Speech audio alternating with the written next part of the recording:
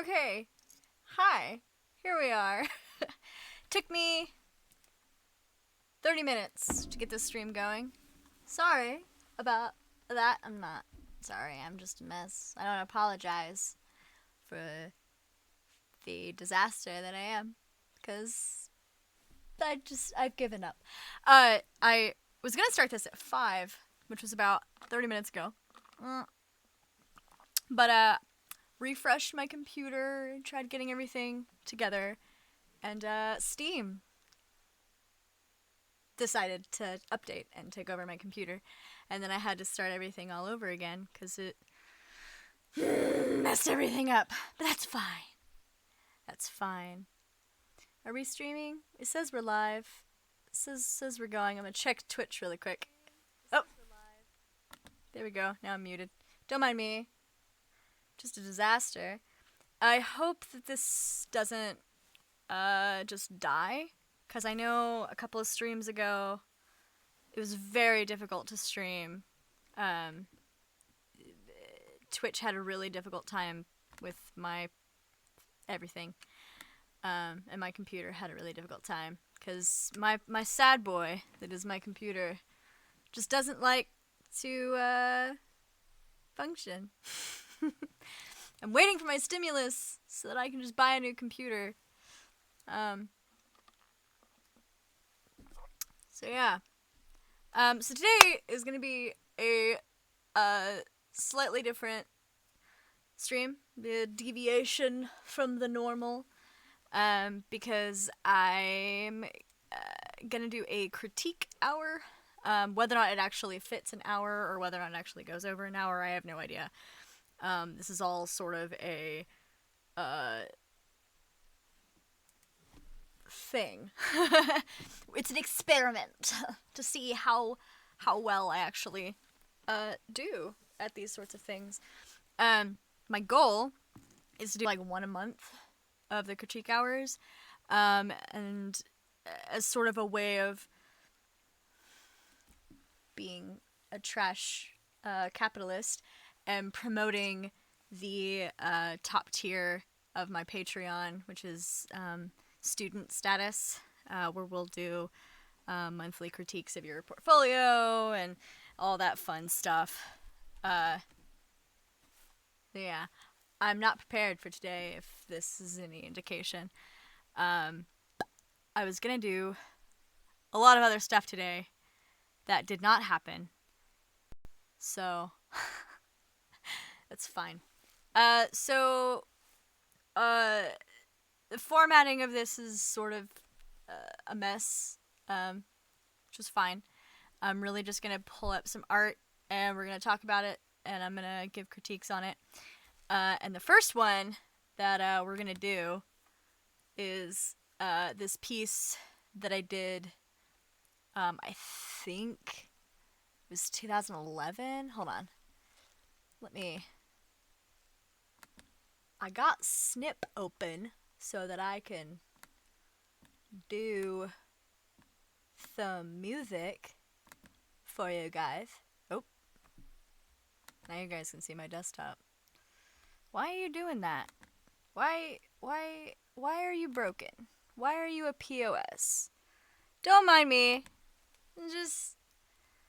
My computer's just being stupid. It's fine. Have some music. Okay, why did you minimize though? Like, why did you go away? Why did you do that? You just vanished because you felt like it? Is that why? You just decided to misbehave? Okay, that's fine.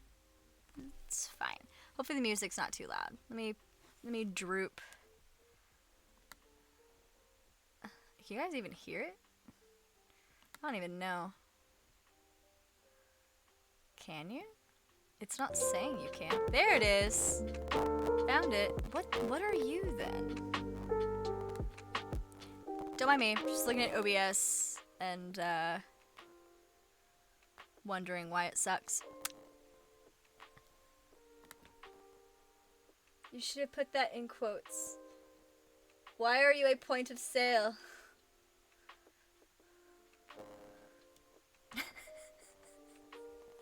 I don't know why I'm a point of sale. Hold on. Music is still too loud. In my humble opinion. Or maybe it's just loud in my headphones. This is fine. I'm just talking to myself. I don't need to be able to hear anything. Why are you doing that? Sorry. Keeps vanishing. Anyway, gonna talk about this art. This bad art that I have. I say bad art. It's not bad. This is one of the first digital paintings that I did back in 2011, I think. It was either 2010 or 2011. It was around the time that I got Corel for the first time, and I was trying really hard to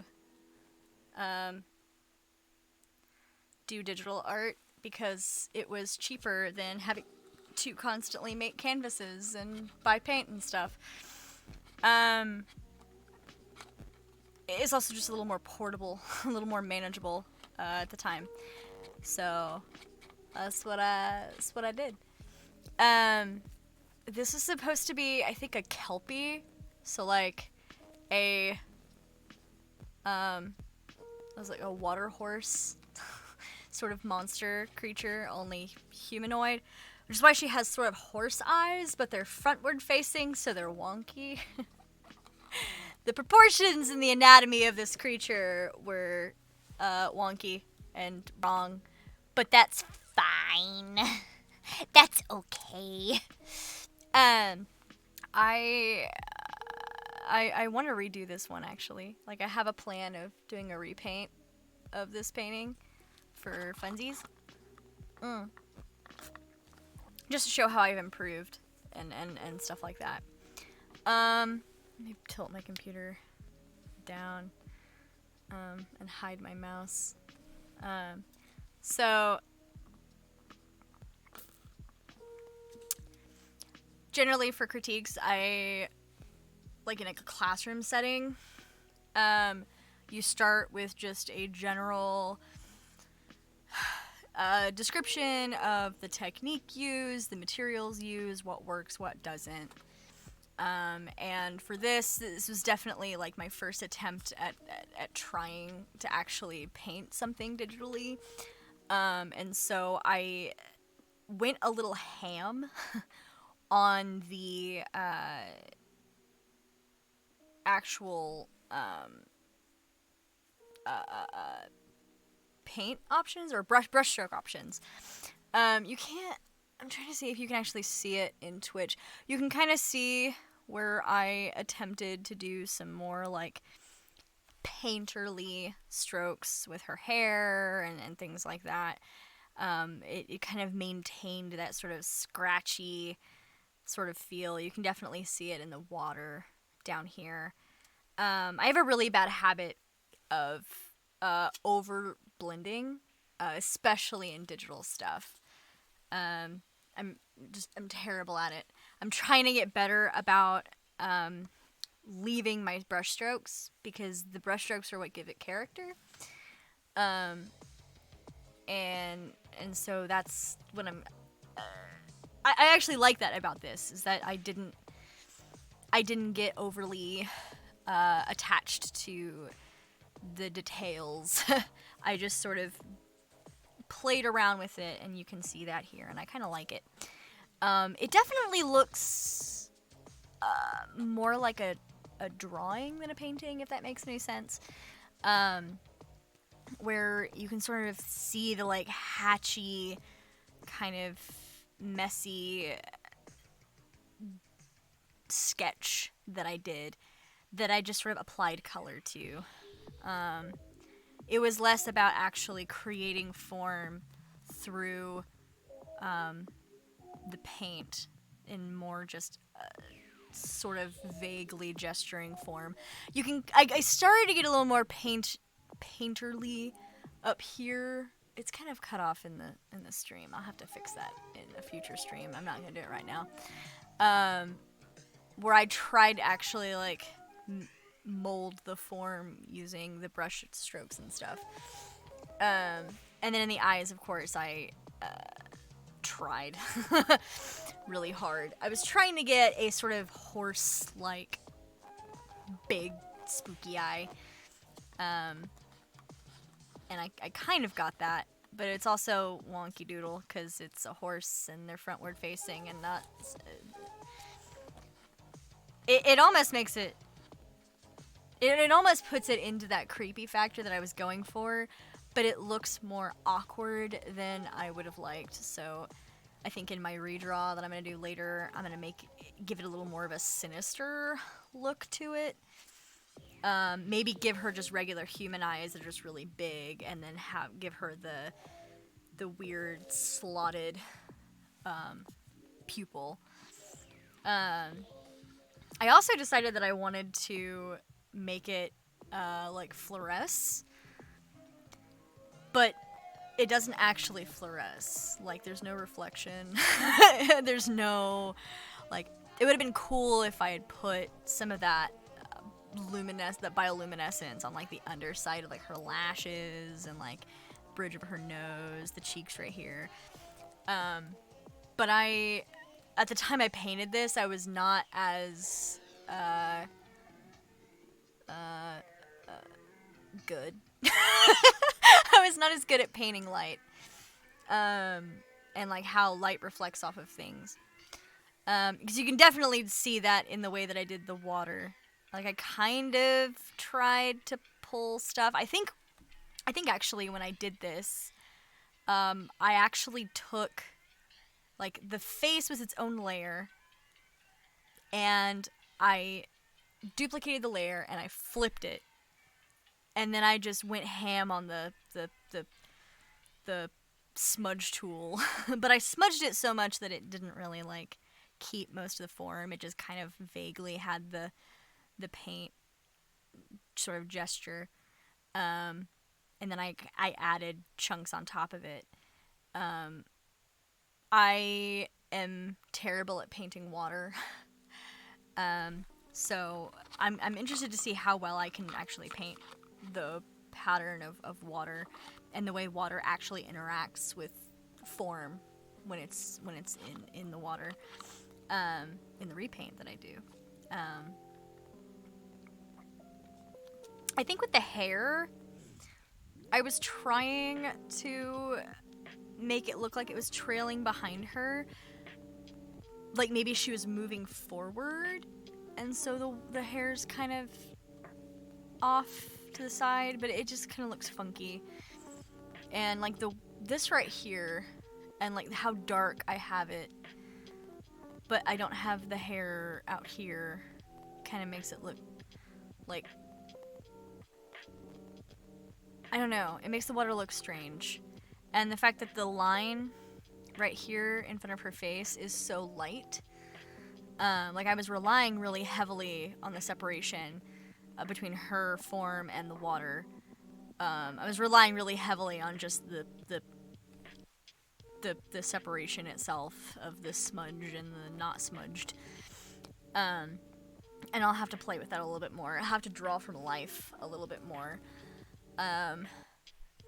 So if I were critiquing myself, if I was my own student, that would be what I would tell myself, is like, study reflective light and draw from life objects on water. Like, go to the duck pond nearby and just draw things that are in the water and see how water, how the viscosity of water interacts with stuff. So yeah, that'll be fun to do with my repaint in the future.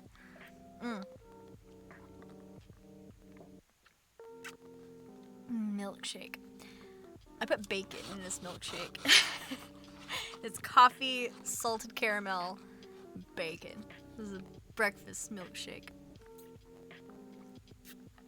My almost 6 in the evening breakfast milkshake.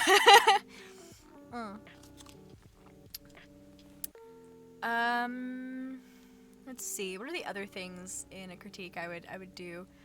I had a list. I had it open and then it crashed and I didn't feel like opening it again.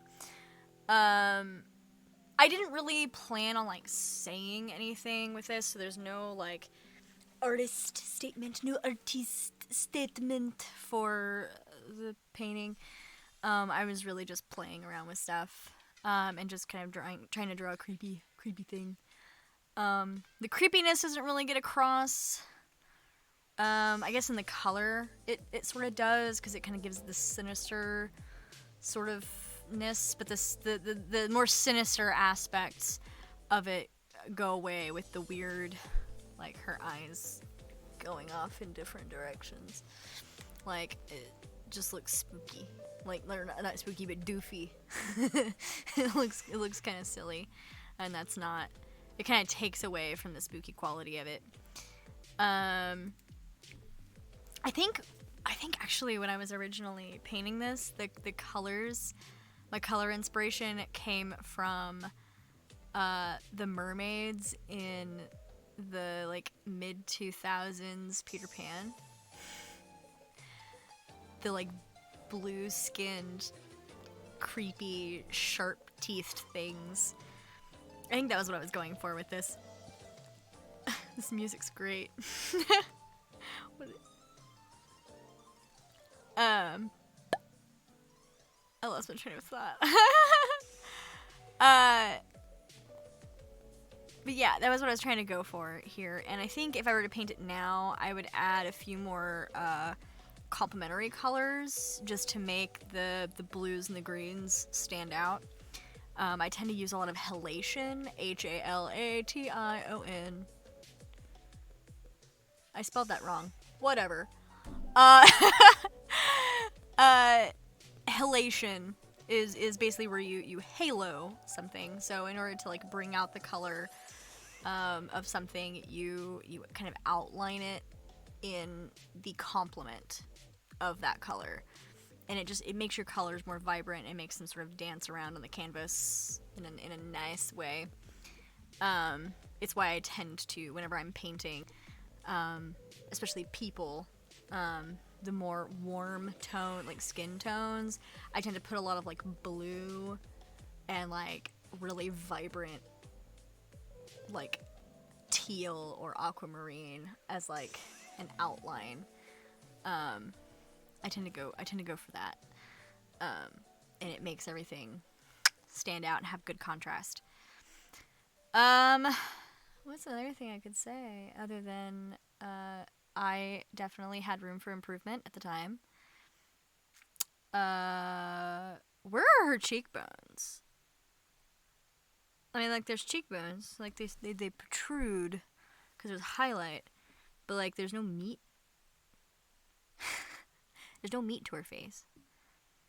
I'm really curious, like, what her actual, like, face looked like what I was envisioning, because I don't think there's any actual, like, anatomy there. Like, unless that's hair. I guess the idea is that it's hair covering, but it's not. Hadn't thought about that. The anatomy is kind of wonky. Just has a really big forehead. Like, look at this massive. You can also see where I was trying. You can definitely see it on the Twitch stream. Less so in this screen that I'm looking at, but more on the other screen. Where, like, her skin looks really lumpy because of the blending tool I was using. I think if I had just kept it some, like, nice, rough paint strokes and just utilized that texture more and then just added a few, like, harsh strokes of color to, like, cut into the form, kind of sculpt it, it would have been a lot better. Instead, you get this weird lumpy thing that's just sort of mushed. Kind of looks like a lumpy Play-Doh. It not good. And it kind of, it's not that bad down here. This is definitely a really weak sculptural form. Like, that's really flat. So is that. I mean, I don't quite understand what I was going for with the eyes here. It's just sort of a mud. It's just mud. So yeah, that's what I've got for just looking at this piece. Have I said anything that I liked about it?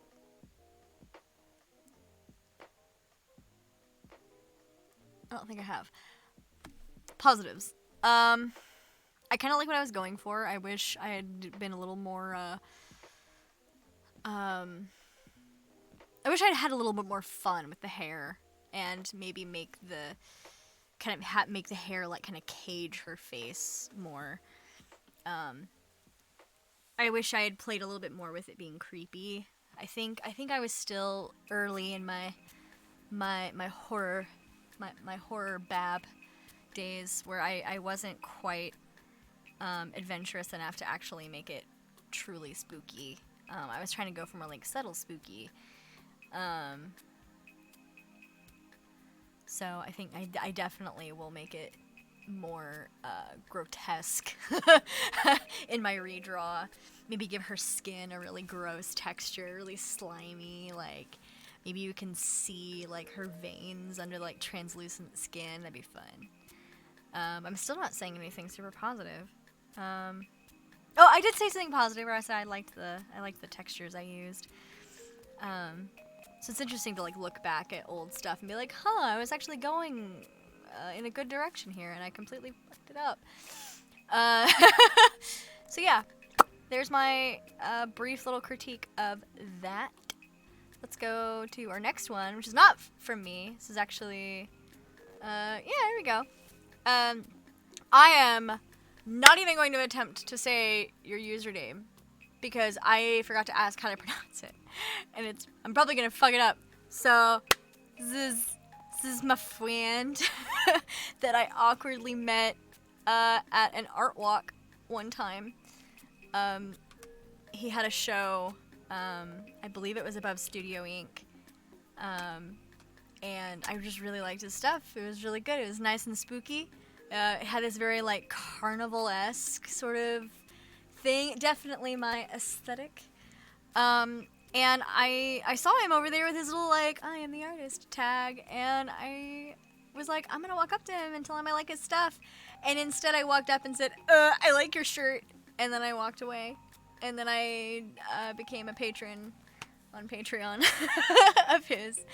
And then we exchanged some messages and stuff. But that's I always find that story really funny. Because I'm a disaster. I always am like, I'm gonna be supportive and fun and tell people I like their stuff. And potato instead. But anyway, I like this drawing. Terrible critique.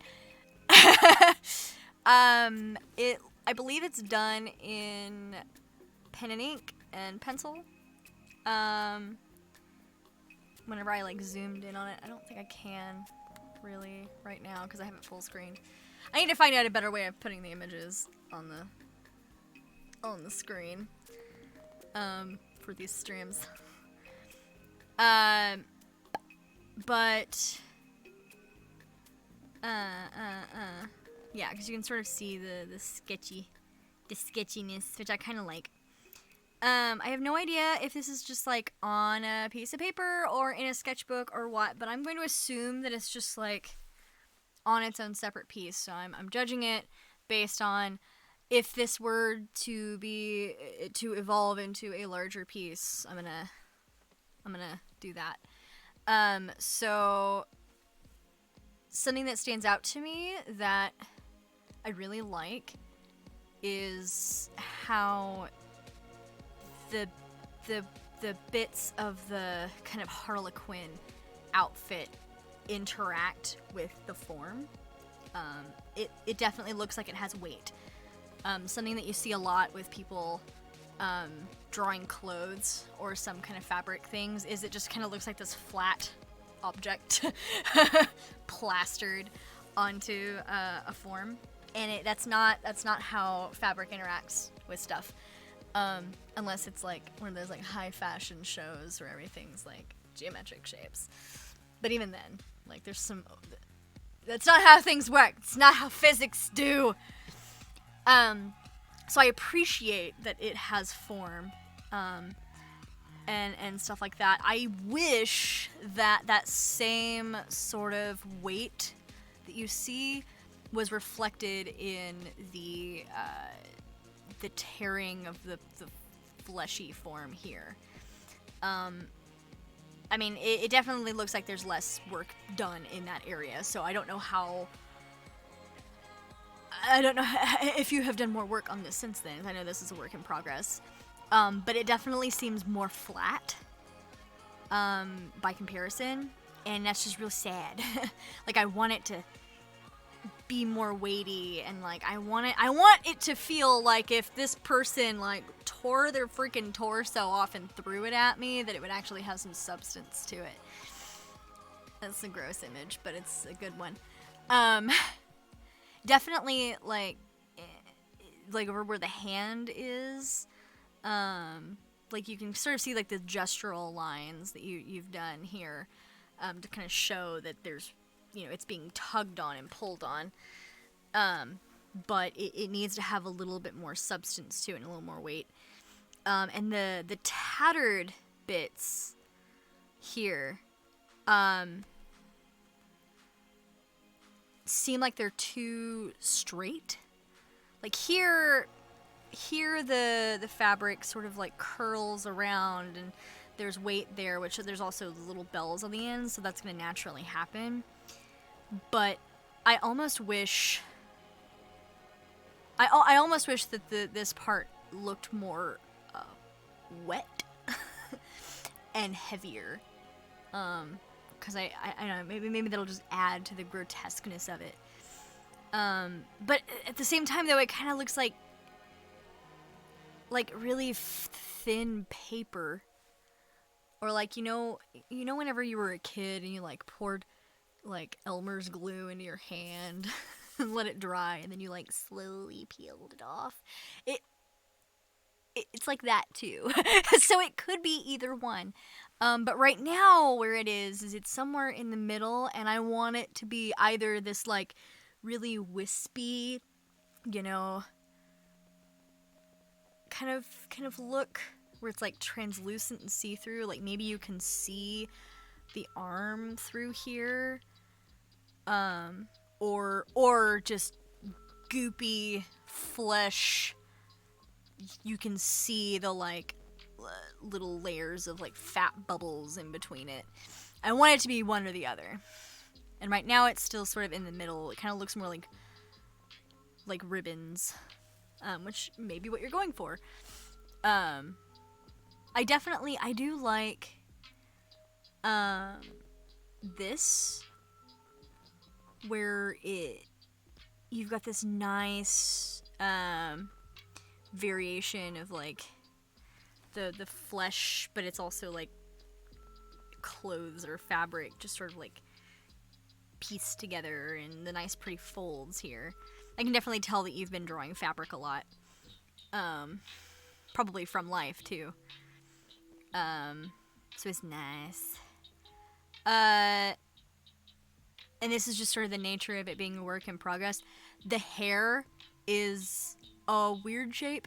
When you're doing a lot of like life drawings and stuff like that, it's really easy to want to do just like individual strands of hair in a drawing, to sort of like gesture the form. But I found that it's better to think of hair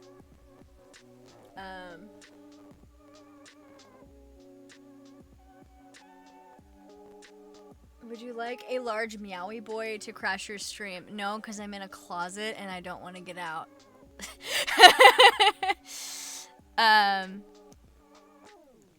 Hold on. I derped. Sorry, I just saw that the stream chat had a thing. Where was I going? Oh, when you're doing hair and stuff, I found that it's better to look at it like a geometric shape. Like start with one flat like geometric silhouette of your hair, and then sort of like put in blocks or planes of shape into it, and kind of sculpt your hair that way, and you're more likely to have more of a an interesting form, and it's not gonna look as like just scratchy sort of gestural kind of thing. Because it's really sad when it's like, you know, this is all well modeled and stuff, and then you've got like wispy, scratchy hair. That's, I mean, if it's like wispy, that's cool, but even wisps have form and volume to them. So yeah, look at maybe playing with what kinds of shapes you can see in hair. Something that I've done is I've taken photographs and I've like just taken a Sharpie marker and just traced them, or like I'll put like a piece of tracing paper over it and just sort of like trace what shape that is. And sometimes they'll get really cool. Like there'll be like these cool little geometric blobs that you can play with, and like cool like polygons. It's more useful for whenever you're like painting, so that you can like break it up into its individual geometric shapes and then just like glob some paint onto it.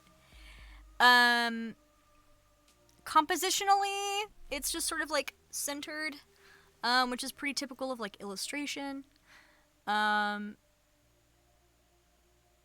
If it's an illustration, I'd say it needs to have a little bit more to it to tell a better story. Like, what is she interacting with, or what is in the background? Like, where are you encountering this figure? If it's a painting, I think compositionally it needs to be maybe zoomed in. Like maybe from like here, sort of cut this off. And there's definitely too much headspace. If there was a background back here, it doesn't look as bad on the actual stream, but there's like an extra like inch of just blank white space, and you want to minimize that as much as possible. So I think I would crop this about here and here, or even just like right at the forehead, so she's just sort of like peeking out, or even just like at the mouth. So you just sort of get this gesture of like this sinister, like sort of creepy mouth underneath it. The pose is a little wonky. I like that word today, wonky. I would, and I know your art, so I know what kind of like poses you tend to gravitate towards. Definitely do a bunch of studies for like contortionists and stuff. That'll be fun. You can kind of see how you can see the extremes of body contortion and twists and stuff, and then you can take it one step further and make it even creepier.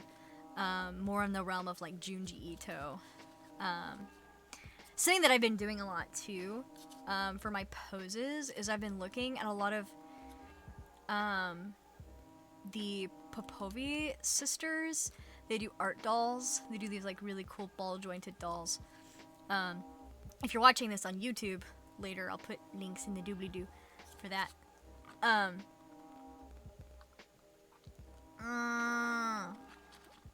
Delicious Five Guys. There's just chunks of bacon at the bottom here. I need a spoon. I'll get one later.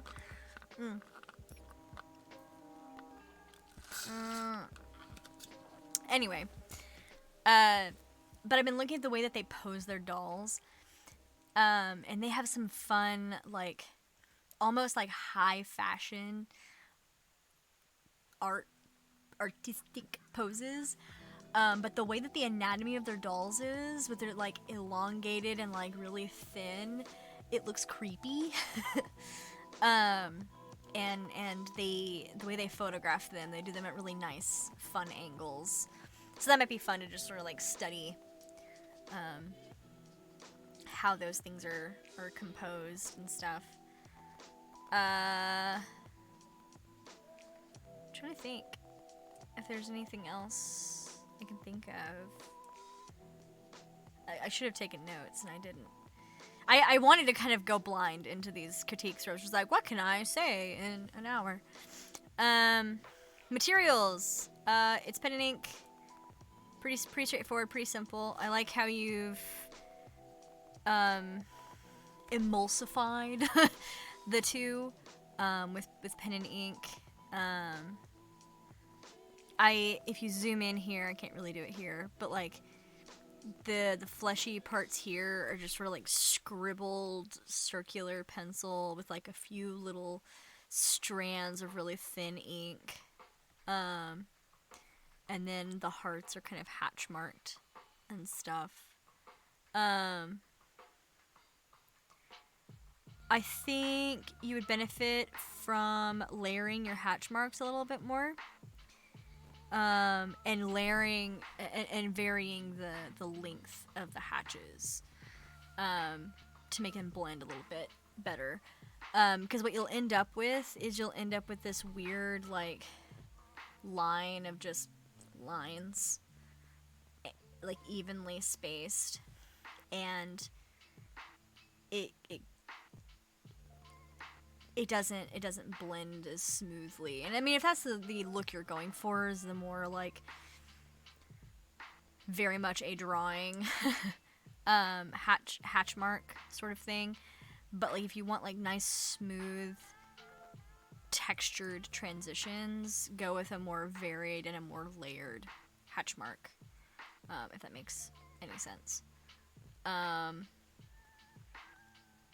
Also, your blackest blacks on here are her mouth, the eyes, and the texture, the pattern, the sort of striped pattern around her neck. And what that does is that pulls the eye to those areas. And I really think that your focus for this drawing should be the exposed chest and hearts and stuff. So I would, if you wanted to like transfer this to a painting or something, I would definitely switch where those darkest points are to here, because you want the eye of your audience to go right to the focal point. And right now it's I mean, it's naturally going to gravitate to faces because that's just how our brains work. But and maybe you want it to start here, but then maybe you should work compositionally, like maybe with the hair. That's something you can do with the hair, is you can make the hair sort of help guide your viewer's eye down to this exposed chest cavity. So yeah, that's my critique of that. And that's what I have so far. I may come back to it. Who knows? The third one. Look at it. It's actually my co-teacher. My little artsy co-teacher.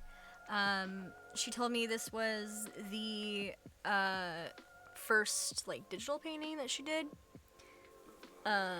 or one of the first. I don't know if it was the first or one of the first, but yeah, is nice. The thing that stood out to me is everything's really flat. Like, again, with the darkest dark areas, your darkest spots are this nostril and the eyelashes. And I think that could be carried into the rest of it, to kind of sculpt the form a little bit better, especially over here at the hairline, this spot right here, and under the chin. I think it looks like you only used one brush, and then maybe like a splatter tool brush for the freckles. So definitely vary your tools, vary the brushes that you use, to get fun new textures and effects.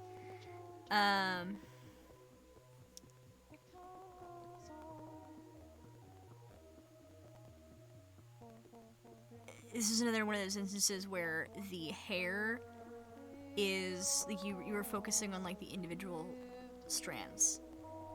You can see just individual little like lines. So you've got this combination of, it's one big geometric shape that you've got, but then it's like you drew, rather than cutting in and sculpting planes and forms on it, you went in and did individual strands of hair, which admittedly I do. I totally do that. I try and make it more of just like a shape in the afterthought, but I do have a habit of just being like, I'm gonna sketch the lines and the way the individual strands of hairs go. And with it just ends up making it really muddy. And you don't want that. You would have also benefited from having a variation of colors. Your figure is sort of a brunette redhead. Put some greens in there. That'll make the red stand out. Or blues, that'll make the orange stand out. Especially in like the darkest spots, like around the hairline. And like around the face here. It'll also make the shape of the face and the hair more separate, which is just more interesting and appealing.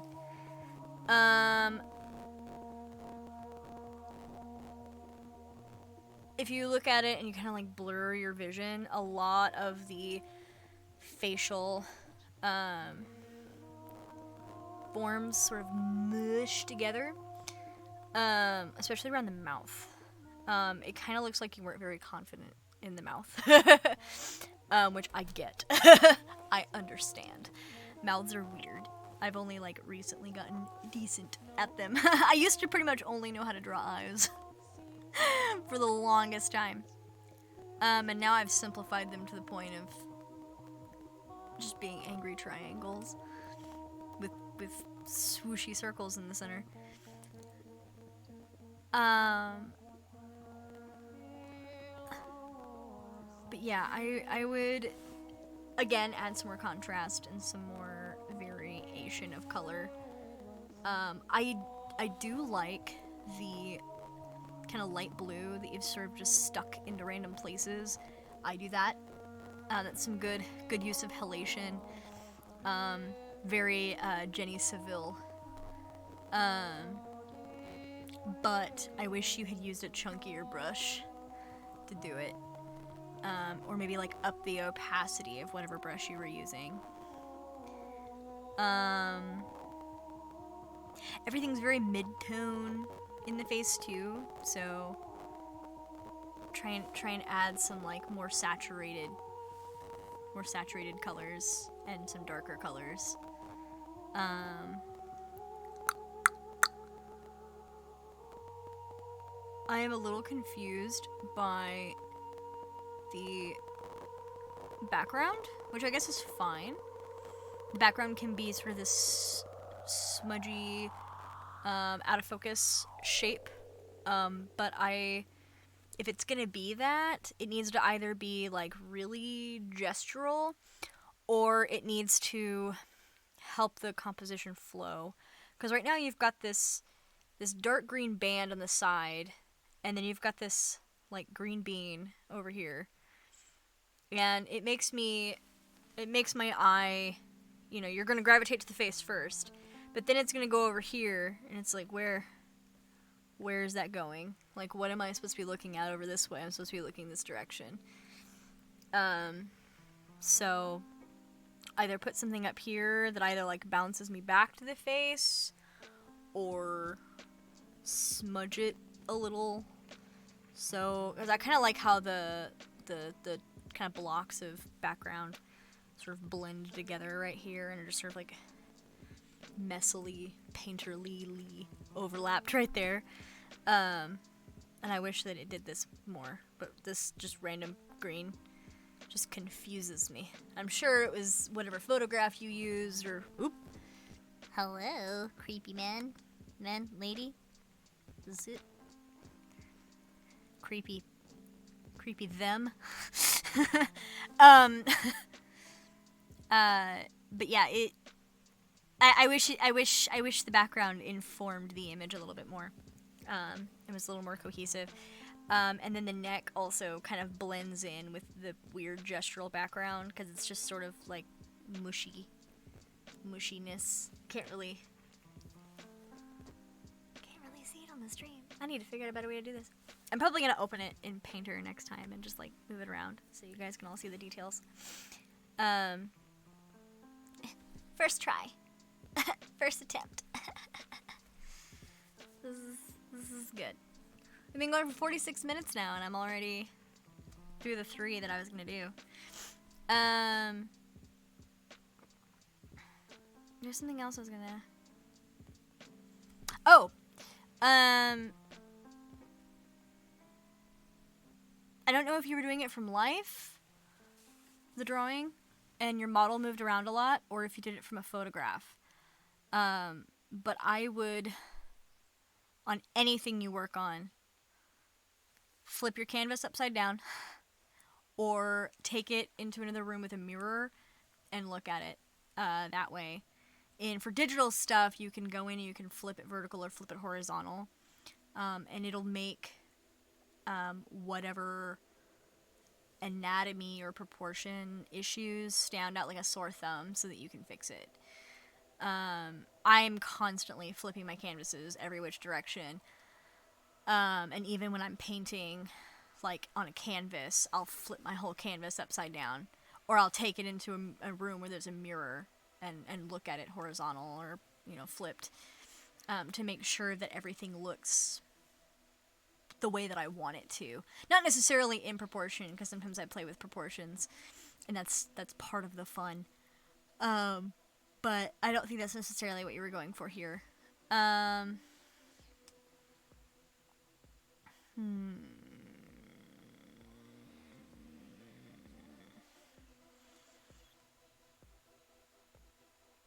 to think of other things that could be fun. That's good advice.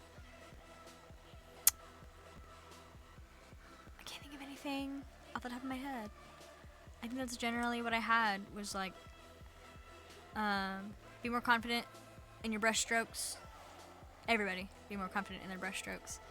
Show us your brush strokes, which you do. You do show us your brush strokes. You do the opposite of what I do, where I overly blend and it turns to mush. But you just need to add more. Made myself sleepy. I think that was it. I think that's all I had, sort of, idea-wise. I hope this was informative and fun. I might do, another, like, art stream later where I paint this boy, this girl, this thing. I haven't decided if I want to actually stream it or not.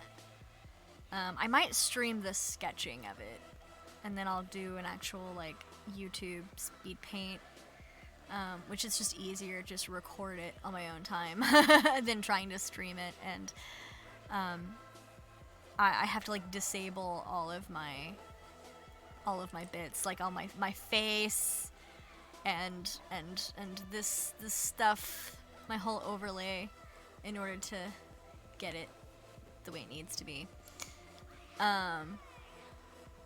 For a clean sort of speed paint video. Yeah. So I think that's what I got today.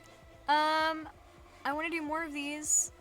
I hope they were somewhat there we go. There I am. I hope it was somewhat helpful. Either for your own, if your stuff was on here, or if you're watching this later, to sort of see how I think about stuff, and how I art. I'm really tired. I got way less sleep than I meant. So yeah, I think that's gonna be it for right now. I'll probably upload this video onto YouTube later. You can see how that goes. So yeah, I think I will holler at you guys another time. I might do another stream tonight that's just art. I might do one tomorrow, or I might do one Friday. I think I have something to do on Friday though. Who knows? I'll post it somewhere, either on my Twitter or my Patreon or the Discord. It'll go somewhere. Anyway, I love you guys. I'm gonna mute this real quick. I will holler at y'all another time. Love you.